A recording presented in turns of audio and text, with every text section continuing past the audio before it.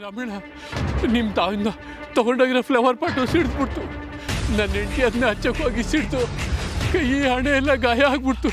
ಮಾಮ ಅಮ್ಮ ಪಟಾಕಿ ಹಚ್ತಾ ಇದ್ದಾರೆ. ಅಮ್ಮ ನಿಲ್ಸಿ.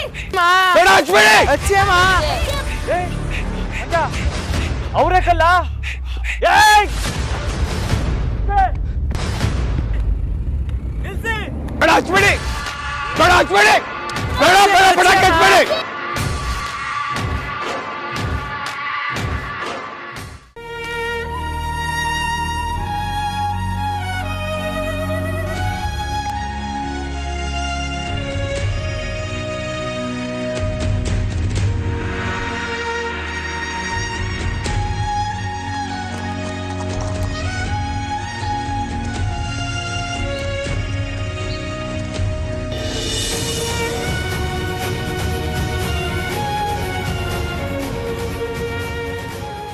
ಏನಾಯ್ತು? ನಮ್ಮರೆ ಊರ್ ಜನರಿಗೆ ದೀಪ ಹಂಚುವಾಗ ಯಾರೋ ಮೈಕಲ್ ಮಾತಾಡಿದ್ನ ಕೇಳಿಸ್ಕೊಂಡ್ರಂತಲ್ಲ, ಯಾರದು?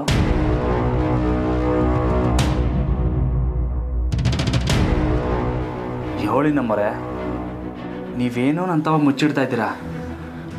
ನೀವು ಹೇಳಲಿಲ್ಲ ಅಂದರೆ ಆಮೇಲೆ ನಂದಿತಾ ಅವರು.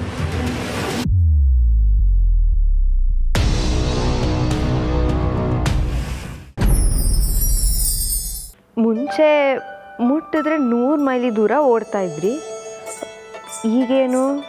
ಇದಕ್ಕೆಲ್ಲ ನೀವೇ ಕಾರಣ. ನಾನಾ? ಹೇಗೆ?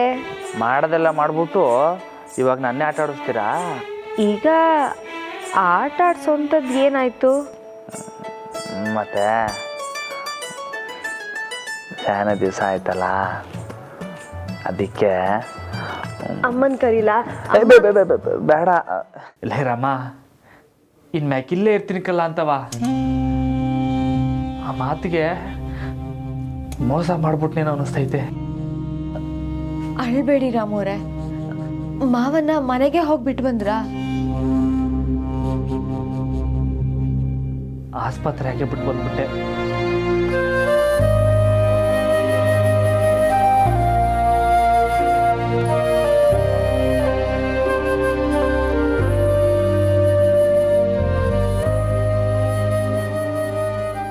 ಮುಂದೊಂದು ದಿವಸ ನಾವು ದೊಡ್ಡ ಮನೆ ಕಟ್ಟಿ ಅಲ್ಲಿ ಕೈಗೊಬ್ರು ಕಾಲ್ಗೊಬ್ರು ಆಳನ್ನ ಮಡಿಕೊಂಡು ಎಲ್ಲದು ಸುಲಭವಾಗಿ ಸಿಗೋ ಮಟ್ಟಕ್ಕೆ ಬೆಳೆದ ಮ್ಯಾಕೆ ಈ ಥರ ಪೇಪರ್ನ ತೂಕ ಹಾಕಿ ಊಟ ಮಾಡೋಕ್ಕಾಯ್ತದ ಹೇಳಿ? ಅಂದರೆ ನಾವು ಇದನ್ನೆಲ್ಲ ಮಾಡಲಿಲ್ಲ ಅಂದರೆ ಬದುಕಿನ ಈ ಭಾಗನ ನಾವು ಅನುಭವಿಸ್ತೇನೆ ಹೊಂಟೋಯ್ತಾ ಇದ್ದೀವಿ ಅಂತಲೇ ಅರ್ಥ ಅಲ್ವರಾ?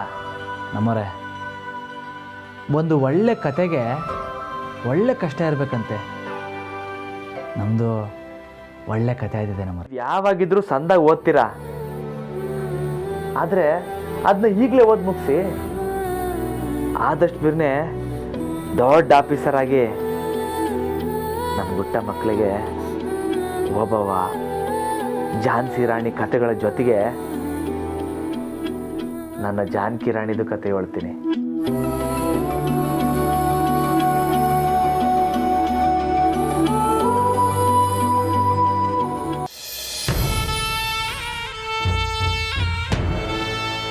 ನಾನು ಈ ಮನೆಗೆ ವಾಪಸ್ ಬಂದಾಗಿಂದ ಅಪ್ಪಯ್ಯನ ಜೊತೆ ಮಾತಾಡೋಕ್ಕೆ ಆಗಿಲ್ಲ ಕಣೆ. ಅವರು ಬ್ಯುಸಿ ಇದ್ದಾರೆ ಅನ್ಸುತ್ತೆ. ಫೋನ್ ಮಾಡಿ ಇಲ್ಲಿಗೆ ಬರೋಕ್ಕೆ ಹೇಳಬೇಕು. ಫೋನ್ ಕೊಡು.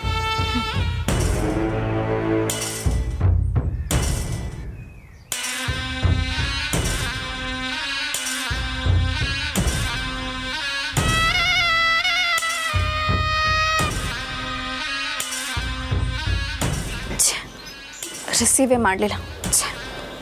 ಯಾವುದೋ ಮುಖ್ಯವಾದ ಕೆಲಸದಾಗಿರ್ಬೇಕು ಬುಡಿ ಅಕ್ಕ. ನನಗಿಂತೇನೆ ಮುಖ್ಯವಾಗಿರೋ ವಿಚಾರ.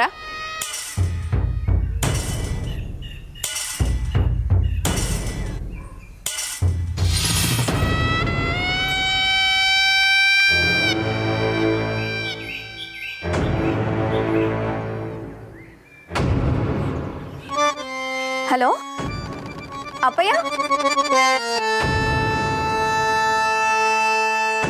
ಹೇಳ್ದೆ ತಾನೆ ಯಾವುದೋ ಕೆಲಸದಾಗಿರ್ಬೇಕು ಅಂತ. ಮುಚ್ಚೆ ಬಾಯಿ. ಎಲ್ಲದಕ್ಕೂ ಏನಾದರೂ ಒಂದು ಹೇಳ್ತಾ ಇರು. ತೊಲಗೆ ಇಲ್ಲಿಂದ.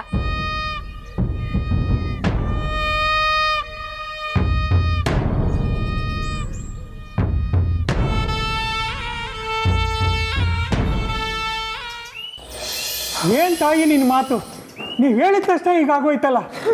ಎಲ್ಲ ಎಲ್ಲ ದೇವಿ ಕೃಪೆನೇ ಇರಬೇಕು. ಮಾವಯ್ಯ ಈಗ ಪರವಾಗಿಲ್ವಾ?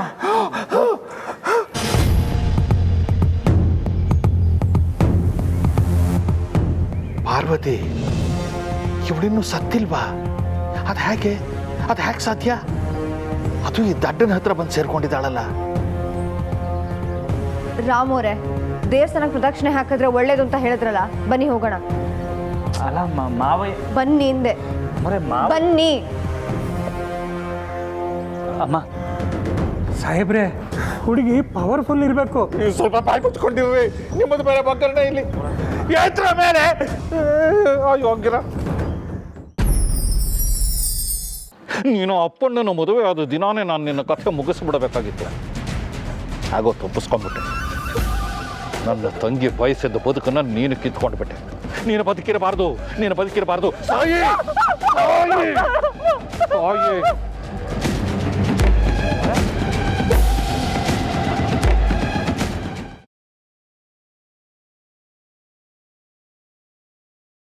ಇನ್ನು 1 ತಿಂಗಳು ನನ್ನ ಜೊತೆ ಇರಬೇಕಾ?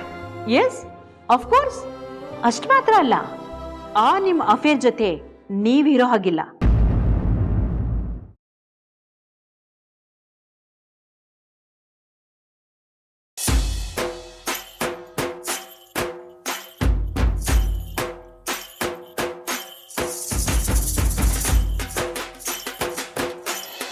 यो देवानां पुरोहितः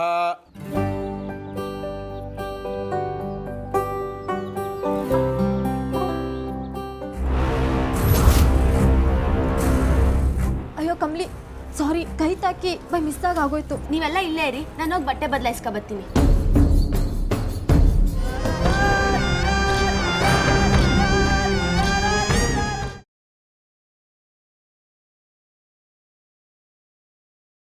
ಗೊತ್ತು ಮಾವಂಗೆ ಮೀನ್ ಸಾರು ಇಷ್ಟ ಅಂತ ಬೆಳಗ್ಗೆನೇ ಇದ್ದು ಎಲ್ಲ ತಯಾರಿ ಮಾಡ್ಕೊಂಡು ಬಂದಿದ್ದೀನಿ. ಅವ್ರಿಗೆ ಮನೇಲಿ ಊಟ ಕೊಟ್ಟಿದ್ದೀನಿ, ಆದರೆ ಅವ್ರು ಕೆಲಸ ಮಾಡೋ ಜಾಗಕ್ಕೆ ಊಟ ತಗೊಂಡು ಹೋಗಿ ತುಂಬ ದಿನ ಆಗಿತ್ತು.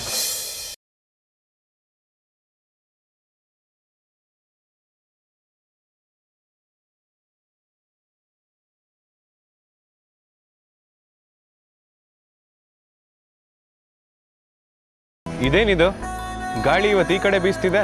ಏನಿಲ್ಲ ಮಾವ, ನಿಮ್ಗೋಸ್ಕರ ಅಂತ ಬೆಳಗ್ಗೆನೇ ಎದ್ದು ಅಡುಗೆ ಮಾಡ್ಕೊಂಡು ಬಂದಿದ್ದೀನಿ. ಏನಾದರೂ ಸ್ಪೆಷಲ್ಲಾ? ನಿಮ್ಗೆ ಇಷ್ಟವಾಗಿರೋ ಮೀನೂಟ ತಂದಿದ್ದೀನಿ ಮಾವ, ತಿಂತೀರಾ ಅಲ್ವಾ?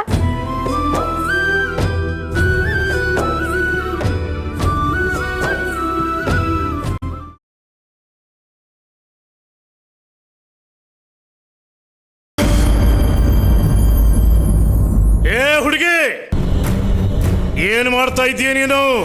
ನಿನ್ನ ಯಂತ್ರ ಮಂತ್ರ ತಂತ್ರ ನನ್ನ ಹತ್ರ ನಡೆಯೋದಿಲ್ಲ. ನಿನ್ನ ಸಾವು ನನ್ನ ಕೈನಲ್ಲಿ ಅಂತ ಆಗ್ಲೇ ನಿರ್ಧಾರ ಆಗಿದೆ. ಇವತ್ತು ನಿನ್ನ ಮುಗಿಸ್ಬಿಡ್ತೀನಿ.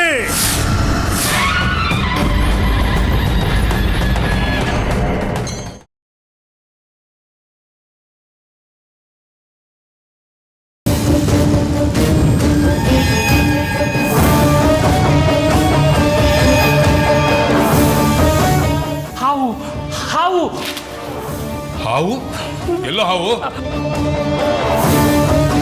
ಮೊದಲು ಇಲ್ಲಿಂದ ಹೊರಟೋಗೋಣ ಬನ್ನಿ. ಮೊದಲು ನೀನು ಯಾರು ಅನ್ನೋದು ಹೇಳು. ನಿನ್ನ ಬಂದ್ಸೆ ಹೇಗೆ ನಿಜ ರೂಪಕ್ಕೆ ತರಿಸ್ಬೇಕು ಅನ್ನೋದು ನಂಗೆ ಚೆನ್ನಾಗಿ ಗೊತ್ತು.